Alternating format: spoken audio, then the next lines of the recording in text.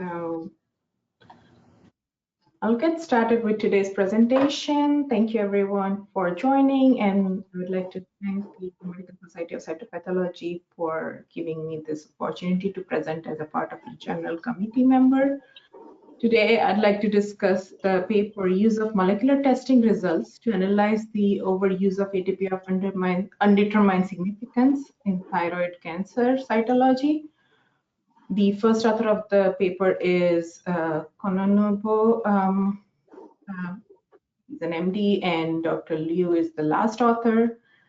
And this article was published from Dartmouth Hitchcock Medical Center in American Society of Cytopathology Journal in 2023 November-December issue. I am Niyati Desai. I'm a third-year APCP resident in the Department of Pathology and Cell Biology at the Columbia University Irving Medical Center. I do not have any disclosures. Okay, I can't advance my slides, it seems.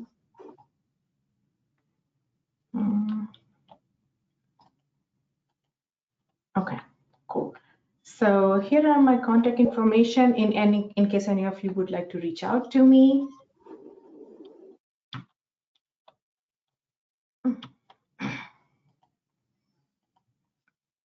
Having some difficulty forwarding my slides. Give me 1 second.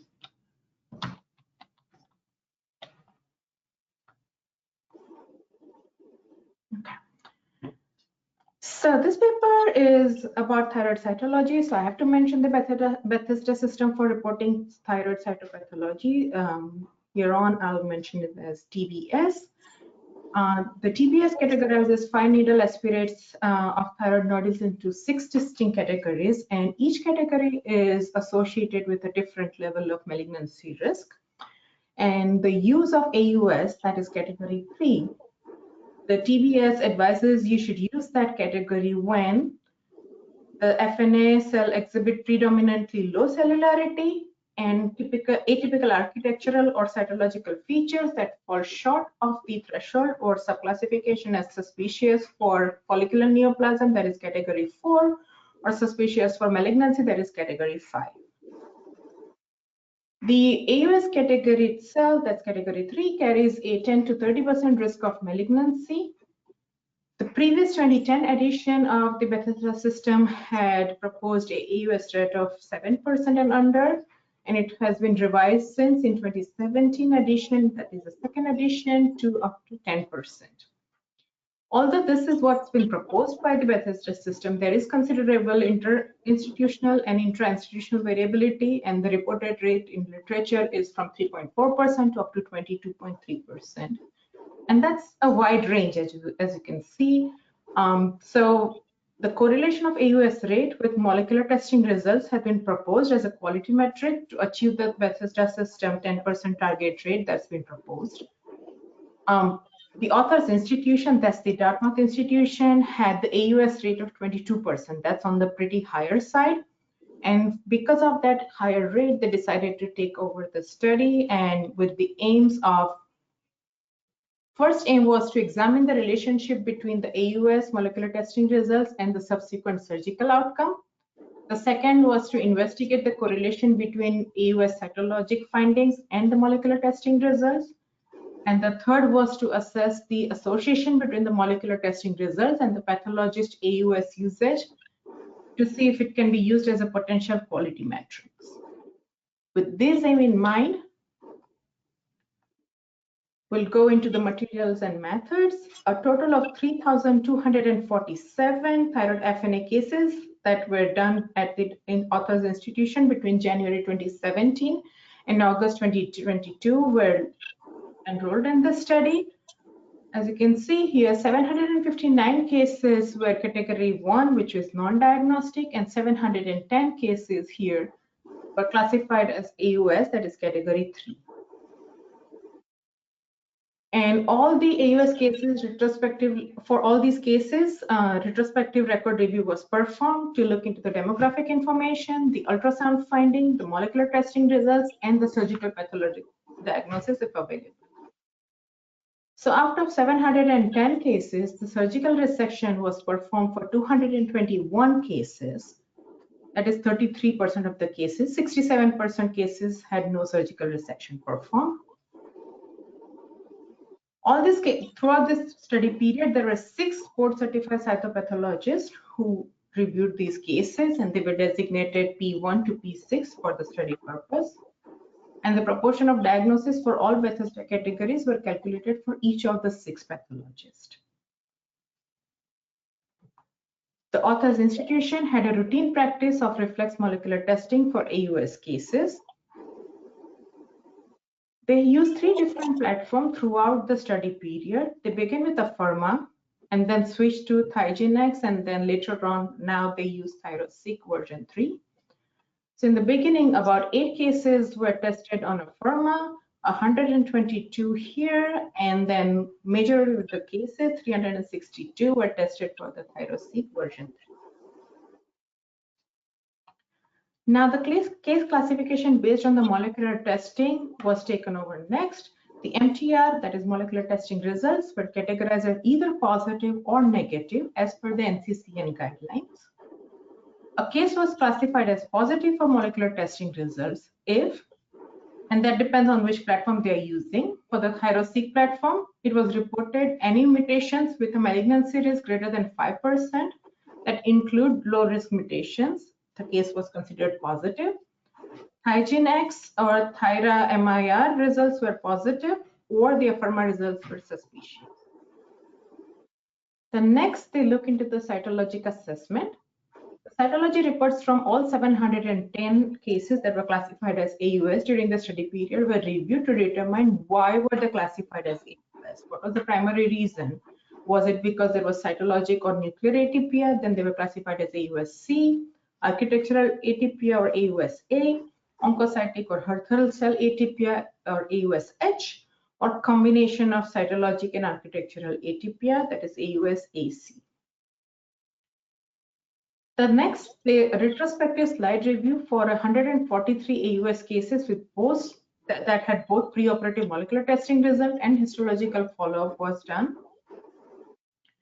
And they were examined for the presence of various cytological and architectural features that included predominance of microfollicle and crowded clusters, for the presence of sheaths or macrofollicle, absence, inconspicuous or conspicuous, what was the amount of colloid present on each slide, irregular nuclear contours, pale chromatin, nuclear enlargement, intranuclear pseudo-inclusions, if there was present of micronucleoli, oncocytic or Hurthal cells present, pigmented macrophages, or presence of lymphocyte, or if there was any obscuring blood clots.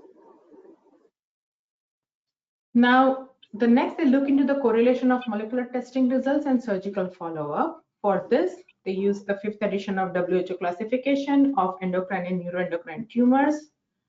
And the tumor surgical pathology diagnosis for these cases were classified into non-neoplastic, neoplastic, and malignant categories.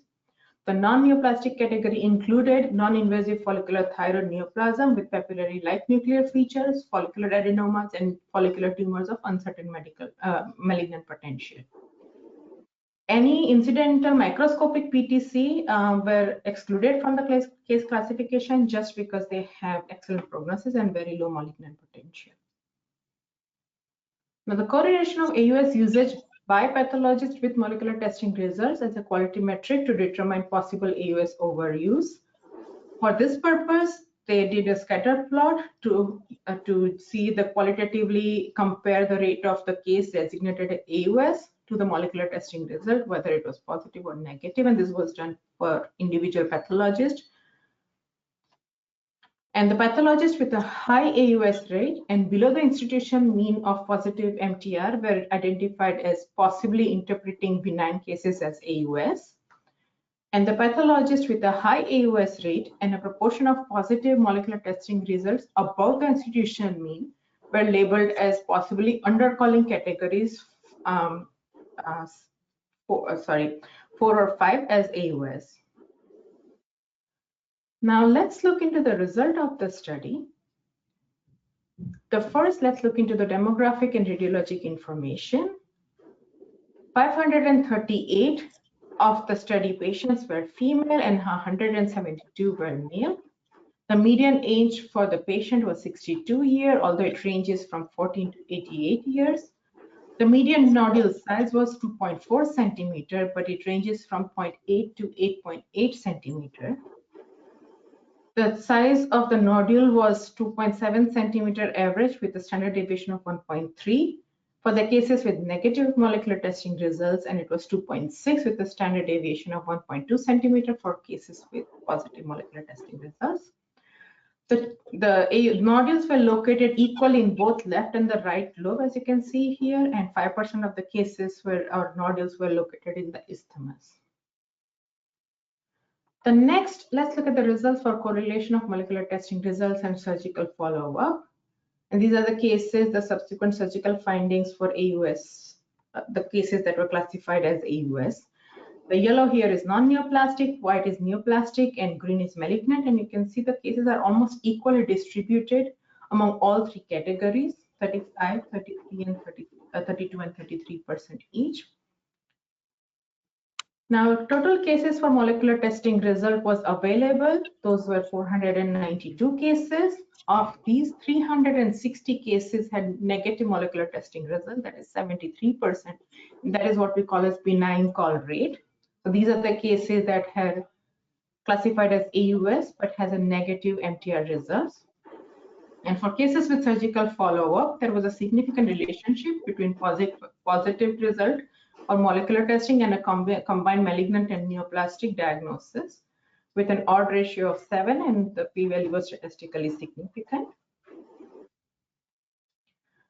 Now let's look at the table 1 here. Just to remind ourselves, 165 AUS cases with both molecular testing and histological follow-up were available in the study.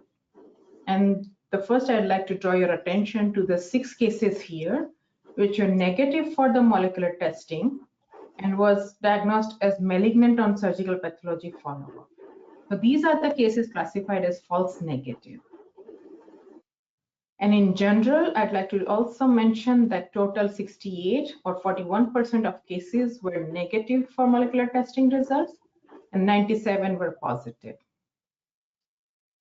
In 2 of the cases, of the 6 cases that were false negative, the molecular testing results were reported as negative, but they were limited due to insufficient thyroid cell contents. And both cases were run on thyroid 6. So limited material could have led to the false negative results for 2 of the cases. And all these 6 cases of this, 3 were PTC, 2 were minimally invasive follicular carcinoma, and 1 was minimally invasive oncocytic carcinoma. Now I'd like to draw your attention to the 16 cases here. These cases were negative molecular testing results, and on surgical pathology, they were identified as neoplastic. Of this, 13 or 81% were follicular adenoma, 2 were follicular tumor of uncertain malignant potential, and 1 was oncocytic adenoma. And molecular testing results were negative but limited in 4 of these cases. And lastly, for the table 1, I'd like to mention the 9 cases here, which were positive for molecular testing results, and on surgical pathology, they were identified as non-neoplastic. So these 9 cases are false positive cases, that is 9.3%. And these cases display RAS-like molecular alteration. 3 of them had NRAS, 2 KRAS variant, 1 with HRAS variant, and 1 with BRAF K601E variant, and 1 with gene expression alteration, and 1 with microRNA markers on thyra-MIR. Among all these 9 cases, all were classified as follicular nodular disease with a dominant nodule identified in 6 of the 9 cases. Now let's look at the table 2, where they've looked into the performance of molecular test according to the final histological diagnosis for Atypia of for the AUS cases, category 3 nodules, and here they have looked into the malignant versus benign diagnosis on surgical follow-up. And the important thing to note here is that for this malignant versus benign classification on surgical pathology, the sensitivity of molecular testing result is pretty good. It's 89% here. Although it's not very specific, the negative predictive value is also good, 91%. In table 3, they've looked at the performance of molecular test according to the final diagnosis for the AUS nodules. And here they've looked into neoplastic versus non-neoplastic category. And again, for this purpose, the sensitivity of molecular testing results is 80%, specificity is 84%, positive predictive value is 91%, negative predictive value is low, which is 68%. For the cases with negative molecular testing results and neoplastic surgical pathology follow-up had larger preoperative ultrasound measurement of the nodule compared to the non-neoplastic follow-up cases, although this was not statistically significant. Now here, let's look into the correlation of the AUS cytology finding with molecular testing results. And first, I'd like to start with the rate for individual pathologists. So on the axis here, you can see like P1 to P6 are 6 different pathologists, and here's the percentage of different category results. And the AUS cases here is in green. As you can see, the rate for the AUS diagnosis or percentage of AUS cases reported for each pathologist ranges from 16% to up to 26% here. The mean percentage was 22%. Now, cases were subclassified as this is AUS-A was 47%, AUS-H without associated lymphocytes is 29%, AUS-AC 14%, and AUS-C 10%. And of all 3,247 thyroid FNA cases diagnosed during the study period were re-reviewed for cellularity to look if there is any association with the cellularity of on the slide and the diagnostic category. As you can see here, 55% of the cases, that is 1,777 cases, were hypocellular, 1,338 were moderately cellular, and 132 cases were hypercellular. And I'd like to draw your attention to the 65% of the cases here, which were diagnosed as either non-diagnostic or AUS in the hypocellular category. As the cellularity increases from moderate to hypercellular, the rate drops to 21 to 20%. Cases were diagnosed either as non-diagnostic or AUS. And again, I'd like to draw your attention to 1% cases here, which were diagnosed as SFM or malignant in the hypocellular category. And the rate increases significantly as the cellularity of the sample goes up. In the moderately cellular category, it is 8%. In the hypercellular category, it is 20%. Now let's look at the table 4, which shows cytologic features that prompted the case classification as Atypia of undetermined significance. And other than AUS-C cases, that's this subcategory here, doesn't seem to be much statistically significant difference. But the cases with AUS-C were associated with significant higher risk of positive molecular testing results here. You can see 22 or 28.95%. And that was the only category that has statistically significant difference. The table 5, I know it's a very busy table, but to something I'd like to draw your attention to is that this table shows cytologic features by molecular testing results and moderate to high cellularity, irregular nuclear contours, chromatin pallor, nuclear enlargement, and discernible micronucleoli were associated with positive molecular testing results. Now, when considered independently, the architectural atypia did not exhibit a significant difference between the cases with positive or negative molecular testing results. Of the 69 cases with a predominant of microfollicles, 57 has positive molecular testing results and 43 had negative molecular testing results. And of the 57 cases with positive molecular testing results, BRAF-like mutation was identified in 6% of the cases and RAS-like mutation in 32% of the cases. The figure here draws your attention. These are just the example morphological features of cases initially diagnosed as cytologic atypia, that AUS-C category. The first panel, the top panel here, and the architectural atypia, that is the panel down here, D, E, and F. The panel A demonstrates a cluster of atypical cell here with predominant micronucleoli, pale chromatin, and a few nuclear groove. If you can appreciate, there's a groove here. and I can appreciate some grooving here and here as well. The molecular testing result revealed the BRAF V600E on IHC and on the molecular testing. And here is the corresponding surgical pathology follow-up. The case was diagnosed as papillary thyroid carcinoma, classic type with solid and trabecular pattern. The bottom panel here is for the architectural atypia. Panel D here had a microfollicle with, you can see here there's a slight nuclear overlap here, so the case was classified as AUS-A. Panel E here represents a small, flat, cytologically bland cluster with the same cases as panel D. This is both from the same case, and this is the follow-up resection, which was diagnosed as nodular hyperplasia. To look into the correlation of AUS usage by pathologists with molecular testing result as a quality metric to determine possible AUS overuse, this was the third aim for the author's study. Let's look at the table 6.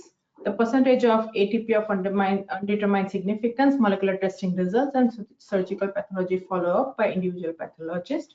Here are 6 different pathologists and individual percentage rate.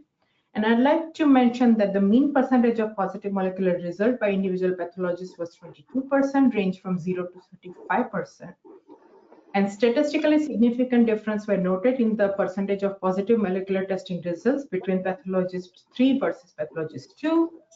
Here you can see 10 versus 55%, pathologist 4 versus pathologist 2, which is 36 versus 5%. Here, I'm sorry, 55% versus 36%, and pathologist 5 versus pathologist 3, with the likelihood ratio test for overall difference in molecular testing result across pathologists was less than 0.001, which is statistically significant. Now this figure here, figure 3, here is the percentage of positive molecular testing results, and this is the percentage of AUS. And I'd like to draw your attention to these 2 pathologists here, pathologist 3 and pathologist 5. As you can see, they have a much higher percentage of AUS diagnosis than the rest of the pathologists here. This pathologist have about more than 30%, and here it's close to like 24%. But the difference between these 2 pathologists is that pathologist 5 has a higher percent positive molecular testing result compared to pathologist 3, which has relatively lower percent positive molecular testing results. So we can say the pathologist 3 here, who had high AUS and low positive molecular testing results, were possibly interpreting benign cases as AUS, compared to pathologist 5 here, which was for this pathologist, the AUS case rate was high. So was the percent positive MTR rate. So this pathologist was possibly under calling category 4 and 5 nodules. So in summary, I'd like to mention that the Bethesda system recommends an upper limit of 10% for AUS usage. But like I previously mentioned, the rate varies significantly between different institutions and also between different pathologists within the same institution. The author's institution had the AUS rate of 22%, and because of that, they started the study to look at the correlation of molecular testing results, surgical pathology follow-up, and risk of malignancy. The second, AUS cytological finding and the subcategories, and to see if the MTR results correlate with pathologist-specific AUS usage. The molecular testing results have demonstrated a good capacity to discriminate benign from malignant disease in thyroid nodules that were classified as AUS with a 91% of negative predictive value and 89% of sensitivity. The negative MTR rate of 73% with a 35% malignancy prevalence post-resection was identified in this study. Of the 6 molecular false negative cases, as I previously mentioned, the 2 cases could be attributed to low thyroid cell content that was available for molecular testing, and that could be the reason why these cases were diagnosed as false negative. For the 9 molecular false positive cases, they were diagnosed as multinodular goiter and displayed RAS-like mutation. With what could possibly be the explanation for these cases, as they likely represent a very small clonal population within a non-clonal disease background, And so that population was so small that it was not identified on surgical pathology resection. There is a confirmed correlation between lower cellularity and non-diagnostic or AUS categories. The majority of the low cellularity sample were classified as non-diagnostic or AUS, and the combined non-diagnostic and AUS diagnostic rate range from 33 to 48% for individual pathologists. In conclusion, the AUS rate is a routine quality metric in thyroid cytopathology. Cytopathologists should attempt to minimize the AUS-A or AUS-H diagnosis, and a secondary view of AUS cases would be very highly encouraged for these as a quality metric. The authors have also highlighted certain limitation of the study. The cases only include the study only included cases that underwent both molecular testing and the follow-up resection, and that may have led to the overall representation of benign, neoplastic, and malignant cases for only the cases that required surgery. Because if that could be just because of their size, they have a bothersome symptoms to the patients or molecular results. And so the reason for surgery was not necessarily due to that they were malignant cases. And the pathologists included in the study, the number is small. There are only 6 pathologists included. And so the correlation between the AUS rates and the MTR is based on a qualitative analysis. The FNA volume were not evenly distributed among the pathologists, so that only the 2 pathologists had nearly 2/3 of the FNA result evaluated. And something to look forward to for future direction, that the study only evaluated AUS cases, and this study could further potentially include other indetermined categories such as a category of SFN or SFM. The take-home message that I think we all should remember is a routine review of molecular testing result into thyroid cytology histologic correlation is recommended to visualize the relationship between AUS rate and the proportion of positive molecular testing results for each pathologist, and this can be a good quality control matrix. The periodic review and analysis of molecular testing result with histopathologic correlation, if available in association with AUS rates for individual pathologists, may serve as a valuable quality improvement tool. And this analysis may help identify potential discordance among pathologists in the interpretation of cytologic features, provide insight for refining diagnostic criteria to improve institutional AUS rates, and enhance prediction of malignancy risk in thyroid nodules. And with that, I'd like to thank you all for listening, and I'll take any questions.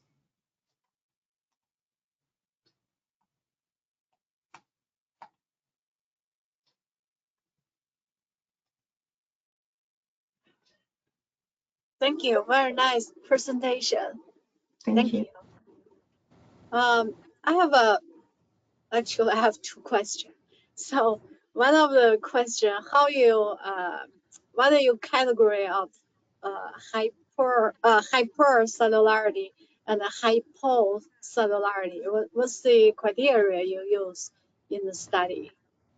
I think author have not exactly mentioned what was the criteria they have used. There is no defined criteria in the paper that they have mentioned. They have just, so these are the cases that were repeatedly reviewed. They were pulled out the slice and they reviewed these cases, but they haven't mentioned any specific number of cells.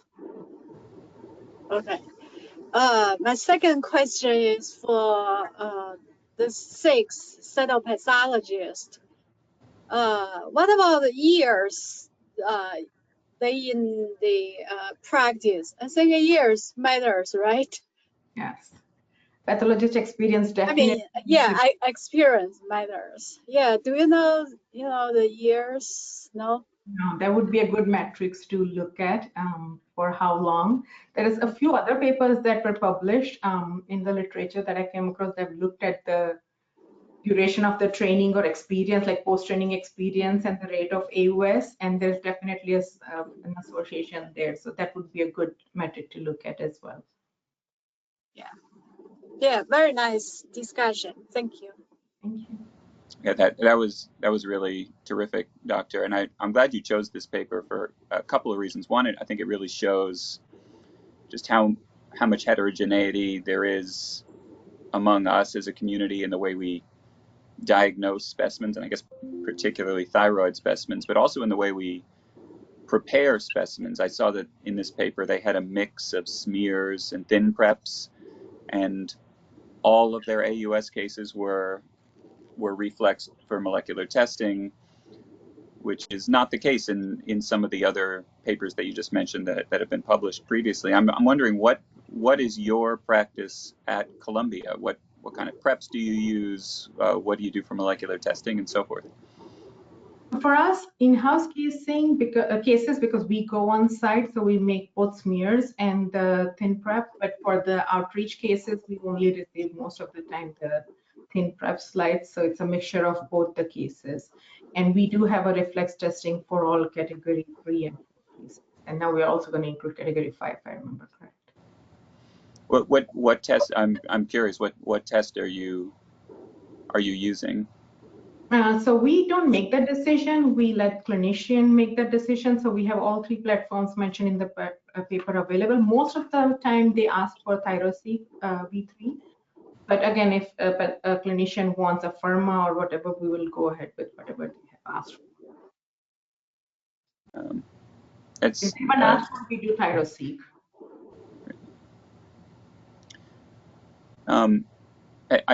I am wondering, Joanne, do we have anything in the chat? Because this is the kind of paper I could talk about all day, but I do want to give everybody a chance to weigh in. So far, we have no questions in the question box.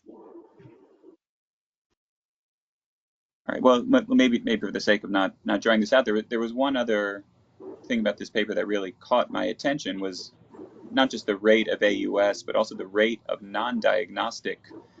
And there are definitely times when I think our rate of non-diagnostic specimens is too low. It's certainly much higher in this paper than it is in our practice. I'm wondering, why? Do you have any idea? Can you speculate why theirs was so high, and what you think an appropriate rate would be?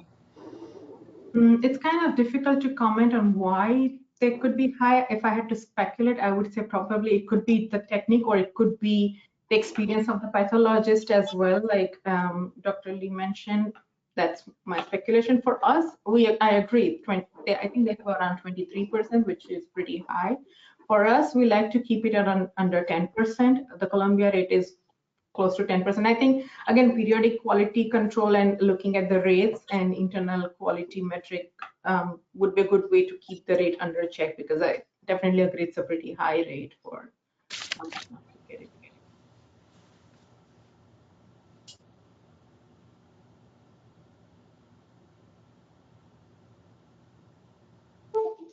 We still have no questions in the queue. Maybe I'll ask last question. So I don't know, in your institution, Janice and Niyati, so even, we have benign cases, but clinician wants to do a molecular study. For those kind of cases, kind of hard to classify. I don't know, in your practice, how you can do that. I can answer for us. So we reflex the initial AUS to molecular testing. I know that there are some cases that in some places that won't send until they get 2 AUS diagnoses in a row, and then it becomes problematic. What if the first is AUS and the second is benign? Yeah. We really make an effort to accommodate our clinicians. We always let them know that the big issue with performing molecular testing on these benign or nodules that we categorize as benign is insurance. Insurance will often not pay for it. But we certainly have had surprises, usually RAS-like mutations, some P10 mutations that we've seen in benign nodules, and then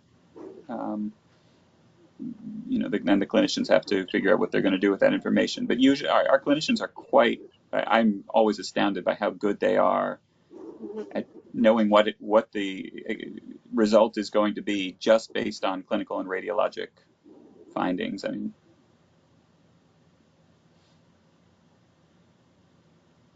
Thanks.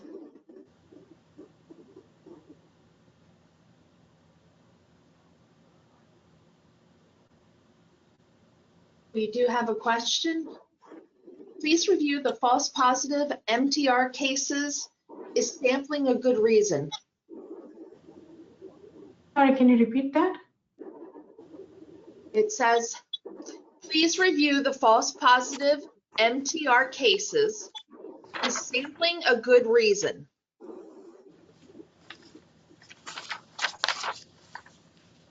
False positive NTR cases, and what's the last sentence? I'm sorry, I'm having trouble. Is sampling a good reason? Oh, I believe that's most likely the explanation, because again, I'm not aware of what those cases were tested on which platform. That could be another reason, because different platform has a different sensitivity and specificity and different positive rates. But inadequate sample or not having enough number of sample is always a reason for having a false negative results. So that is definitely considered. And in the 2 of the cases, they actually mentioned that of the 6 that was the reason that they were classified in such category. Yeah, one other thing they mentioned was the possibility of kind of a subclonal population within a nodular goiter, which I don't know what the clinical implications of that are. I guess we have decades and decades of experience with thyroid pathology that precedes our use of molecular testing, and these patients are probably pretty low risk. But we've certainly seen it as well, and I think it's useful to remember that as much inter-observer variability as there is between us as cytopathologists, there is some as well for the surgical pathologists, right? So we review cases from other our surgical pathologists review cases from other institutions, and our surgical pathologists have their cases reviewed at other institutions, and they don't always come back the same. I mean, things that we call non-neoplastic may be called neoplastic, and vice versa. And I think it's useful to have the cytopathology, the surgical pathology, and the molecular results for the clinicians to decide what they're going to do with the patients.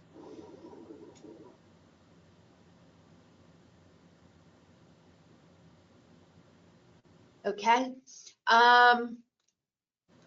Was there any statistics on different FNA performers? Not in the study that they have mentioned. We don't even know of these cases, how many were in-house, or there's no classification of in-house cases compared to the cases we received from outside.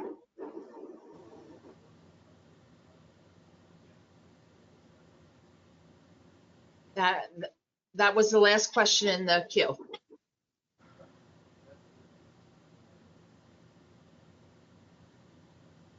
Just had another one come in.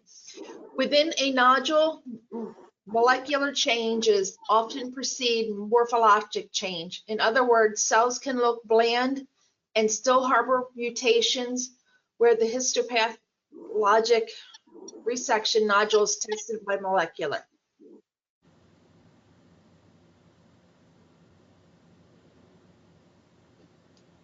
I think that's a comment, if I understand correctly, and it makes sense.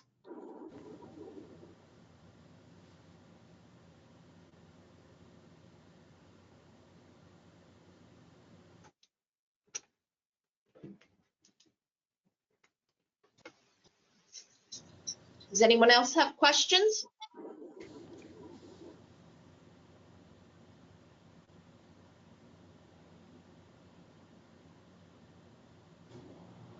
I'm not seeing any more questions in the queue.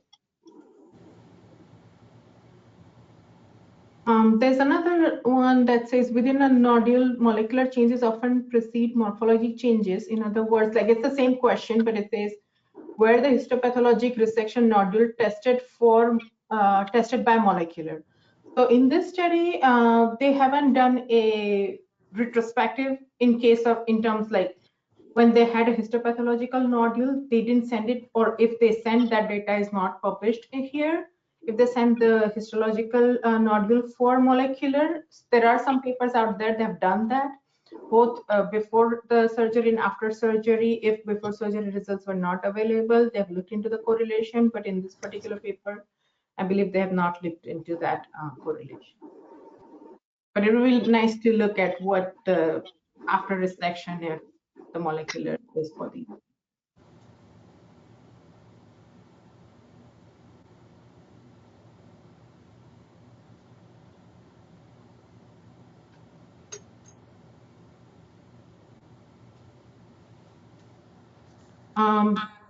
I believe there is one here. Then could the histopathology be an undercall?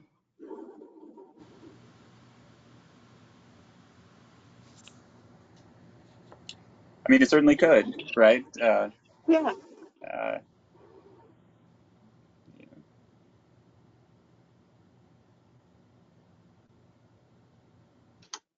I mean, it would be nice to have a complete picture of everything. Definitely could. And are you familiar with a statistic between a single versus double stain? I believe if you're asking particular for this paper, that has not been looked into, and personally, I'm not familiar with if there is any statistic out there between a single versus double PAP plus gemcitabine. I'm not aware of any such statistics, unfortunately.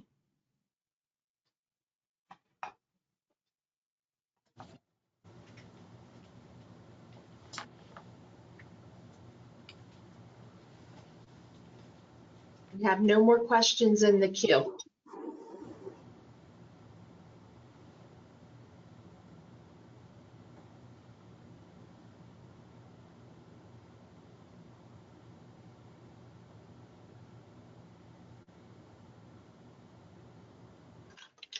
Yeah, I have no question. Yeah, thank you. I think that was a terrific presentation, Doctor. Thank you very much. Thank you. Thank you, everyone, for joining us for this presentation. Thank you, everyone. Bye.